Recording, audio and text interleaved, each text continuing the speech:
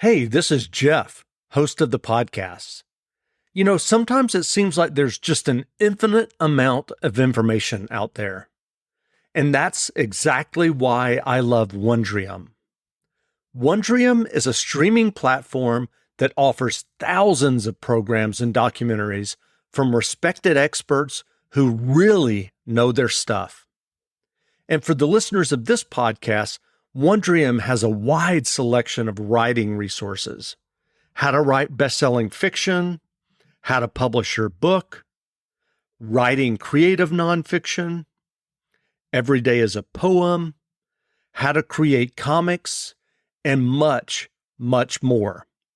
And the best part, you can watch or listen anytime, anywhere with the Wondrium app.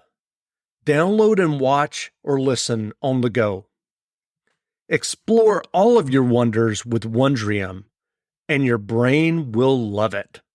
That's WONDRIUM.com/BOOKS. Again, sign up today at Wondrium.com/books to get unlimited access with a 14-day free trial. Give it a try. Welcome back to the Reading and Writing Podcast. My guest today is Ed McDonald, author of the new novel, Daughter of Red Winter. Publishers Weekly wrote about Daughter of Red Winter, uncommonly vivid and vigorous sword and sorcery novel. Ed, welcome to the podcast. Hi, it's nice to be here. Absolutely. Well, if someone listening hasn't yet heard about your new novel, Daughter of Red Winter, how would you describe the novel? So I would say on outward appearances, it's a novel that has a sort of medievalish Scottish kind of setting. And there's all the kind of magic and ghosts and treachery that you might expect from that kind of book. But really, it's also very much a character study novel. The protagonist and her journey, her search for to find a place in the world is really at the heart of what this book's all about. That's great. And I'm wondering, do you remember the original idea or impetus that led you to write Daughter of Red Winter? I do. This book's come on quite a long journey. I wrote a book back in sometime around 2012, which was sort of 300,000 words long. And it was all about my university experiences, thinly disguised as a fantasy novel. And after I finished my first series of books, the Raven's Mark books, I was a bit lost and I tried a few different things, and I ended up coming back to this long ago trunked away idea. And as I played around with it, I found that there were a few small ideas from the book which I could salvage. And I wrote from scratch again. I didn't reuse any of that old material. But so some of the key themes, but it's very much, I always think like books are of their time for the author and where the author is in life. So there's a lot about my life in there as well. It's just, obviously I'm not a teenage girl seeing ghosts and trying to defeat cults and things like that. But there's a lot of me in the book, I would say. And I'm curious, what was your initial writing journey that led you to write and get your first novel published? So I would say I've been writing books since as long as I can remember. I used to do draw my own Batman and Judge Dredd and things like that when I was a kid. And me and my sister wrote a little series of we thought it was a novel in there's exercise books that you get at school. Mm-hmm. We wrote in that, and me and my brother had a comic of our own that we drew off and on for about 9 years. And so I'd always been writing. And then once I was in my 20s, I started off and on trying to see if I could get the novels I was writing published. And actually what happened was I I'd written that 300,000 word book, and an agent told me this is far too long to publish. like no one is going to publish a debut author's 300,000 word novel. So I decided I'd write something much shorter. And I wrote a book called Blackwing, which an agent received it and asked me if I could cut 50,000 words from the book. So I diligently went away and I cut my 50,000 words. And after I'd done that, he then turned me down.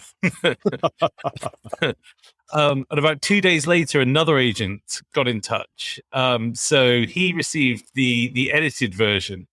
And 4 days later, he was my agent. And a couple of weeks later, we had UK and US, French and German interest.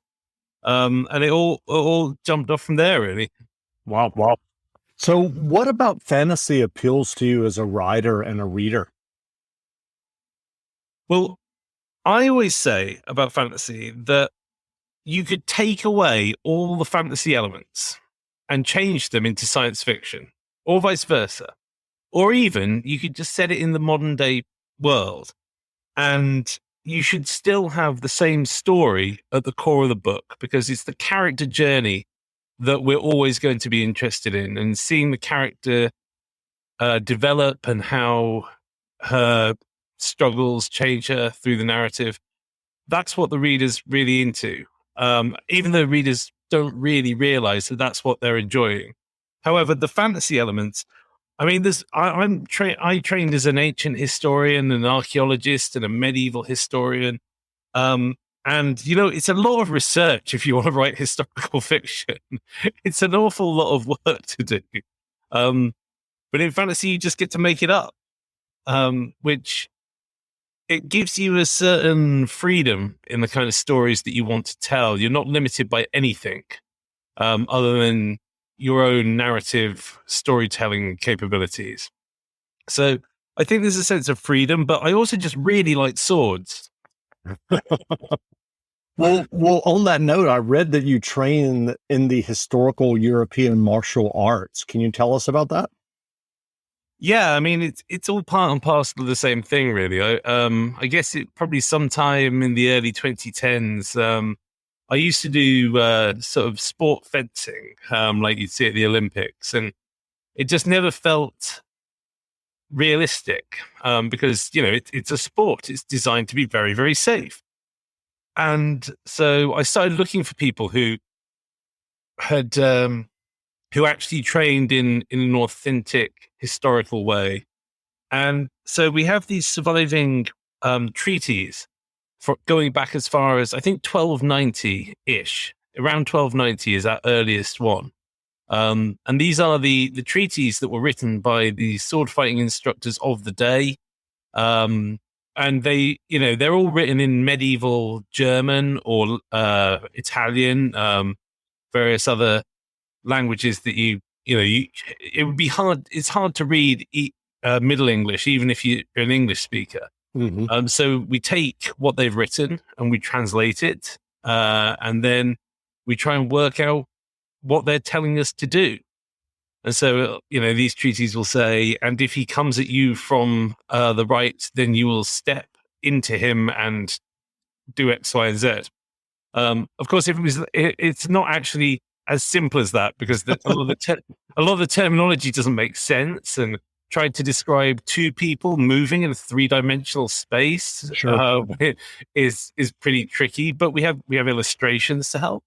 So we try and work out what they're telling us to do, and then we try to build that into a safe system where we can test that and see if it works on each other, which my poor fingers and head will attest. It generally does. And I'm curious, what are the weapons that you're using? I mean, are they like blunt? Are they, swords with edges, or what are the type of weapons? So obviously we can't use swords which have sharp edges, right? Or we would cut each other to pieces. Yeah. So there are a number of manufacturers out there who produce very specialist training equipment for this purpose, which is quite hard to do, because you're trying to simulate a length of steel, which has the same weight as the swords that we want to test.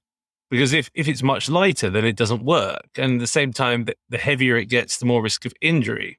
Right. So they do a lot of clever things, like they'll make the outside thicker and the middle of the blade will be hollowed out, be ground out, so that we can try and get the same weight, but we want thick, blunt edges.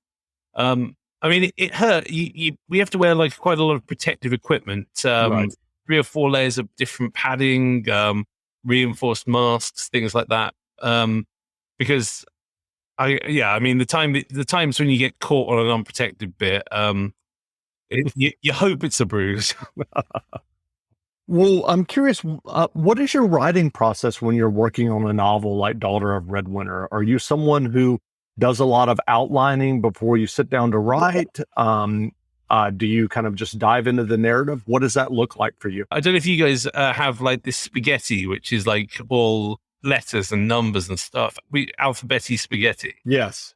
Yeah, I mean, if you imagine just like emptying a bunch of cans of that in your sink and then like staring into it and hoping that there's a story in there. That is my best description I have of any kind of process that I go through. I don't plan anything. Hopefully I have an idea about where the story is going to go, but more often I just have a feeling about who the main character is and the type of journey that I want them to experience, which isn't a lot to go on.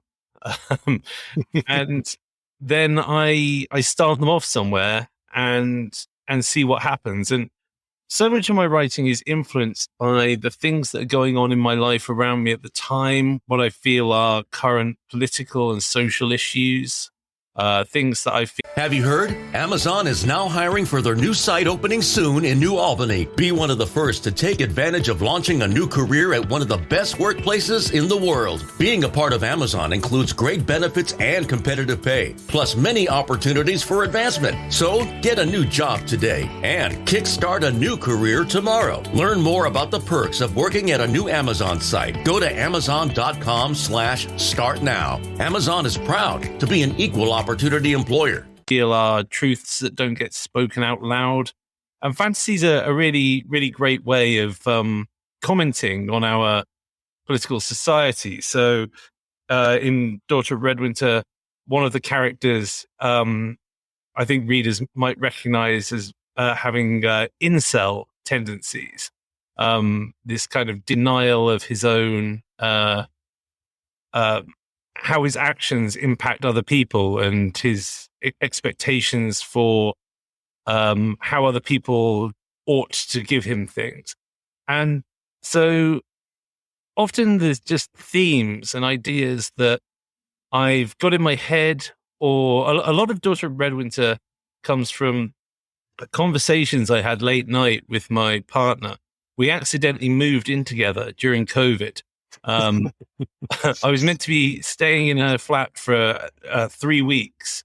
And on the first week, COVID lockdown came down and we got stuck together thereafter. I mean, I think we're all trying to forget a lot of it, but Yeah. like stuck there. And so we ended up telling each other basically our life stories. And one of the things that I came away from those stories with was just a realization and a better understanding of how fundamentally different the world around you is if you're female, compared to, I'm a 6 foot tall, I'd love to say 200 pounds, it's probably wrong, 200-pound guy. And, just the idea that I can walk to the 24-hour shop at 4 a.m. in London and I'd never, would never think about it, and how different her world is to mine just on that basis. And so a lot of that sort of emerged into the book. So yeah, no process really, just random amalgamations of thoughts, which I always end up having to delete half of what I've written. There's a lot of dead ends. There's a lot of plots that never resolve, and I change them and I delete them and I rewrite them. And really, it's even hard to imagine that I have a proper story until I get to a heavy edit process. I'm curious with that, just in terms of like the mechanics. Are you, and I'm always wondering about this when I talk to writers, are you creating multiple like documents to, like, as you're cutting stuff, that you're throwing it into another document, or do you just delete it and it's gone? And like, how do you manage that? Do you know what I mean? Yeah, I mean, I think it's usually a bad idea to delete anything for just outright. You may always change your mind the next day. Usually there's a pretty good gut feeling on it, but resaving the document as another version of itself before you make any significant changes. So, for instance, the protagonist in Daughter of Red Winter was originally written as a male character, which you wouldn't think given the name of the book. In at least the very early proto form of the book. And the point at which I decided to change the character, I decided to mull it over for 3 days because I knew it was going to be a lot of work and it would fundamentally change who that character was going to be. So the original version is still kicking around on a hard drive somewhere. But yeah, I mean, it would be ill-advised to delete large chunks and sections without keeping it somewhere, I think. Sure. Well, are you working on another novel now? I'm actually working on the sequel at the moment. There's 2 more books in the series scheduled. So I've written the entirety of the second novel, and I'm in that editing process at the moment. So throughout the novel, I have a number of headings which say in capital letters, "There must be a conversation about X here, or Y can't happen." So I'm going through trying to make sense of it all. And a second book is much, much harder for this than a first book. In the first book, you can do anything you want, and you got no responsibility, and no one can tell you it's wrong. And then you get to the second book, and it's like, oh, but I said this about them in book 1. Oh no, that means they have to this character still has to come from that particular place, even though I want them to be from somewhere else. So it's a lot more confining. It has challenges of its own. Advice would you offer for those who are working on their own stories and novels?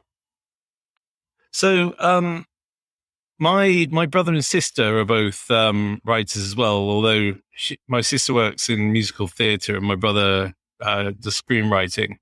And what I always find is, unfortunately, most advice just falls on deaf ears, and people are going to do whatever they want to do anyway. But honestly, my main advice would be that I think is practical: is do not edit as you go.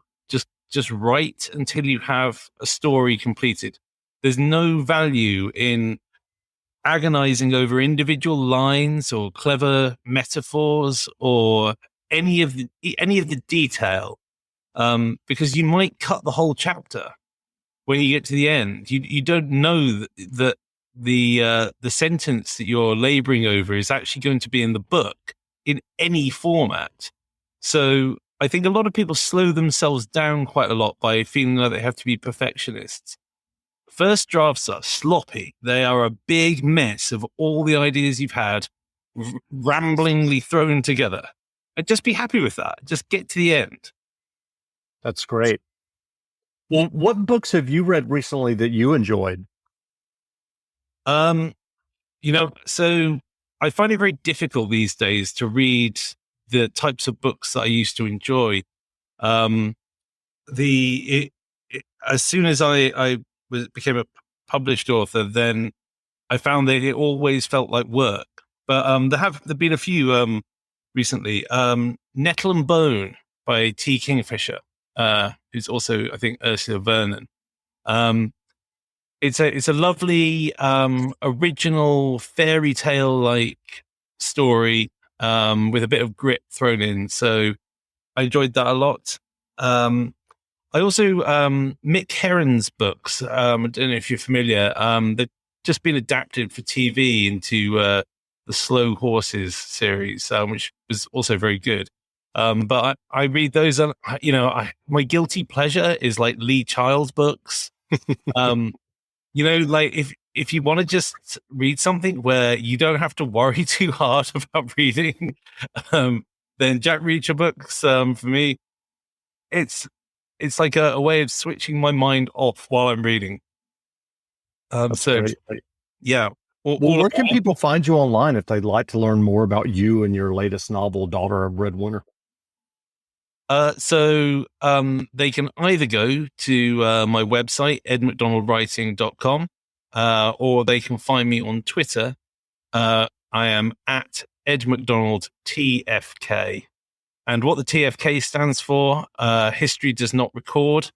No idea where that came from these days. I think it was something to do with when I used to like play online shooting games like Counter-Strike or something like that. But Ed McDonald TFK on Twitter and edmcdonaldwriting.com. That's great. Well, again, we've been speaking with Ed McDonald, author of the new novel, Daughter of Red Winter. The novel has just been released, so go buy a copy. And Ed, thanks for doing this interview. Thanks so much for having me. Absolutely. Kill him, Hazia yelled back at me. Kill him before he takes your mind. There was a savage determination on the fallen rider's wide, round face. One cheek was grazed and bloody, but he still had a grip on his sword and he came on, ignoring the dying horse behind him. His murderous intent was clear. His shoulders working up and down. The drums grew louder, louder. Dum, dum, dum. Dum, dum, dum. I was taller, but I couldn't outrun him and help Hazia. She'd fallen down a short way on, staring back with terrified eyes. Drop the bow, girl, the old man bellowed.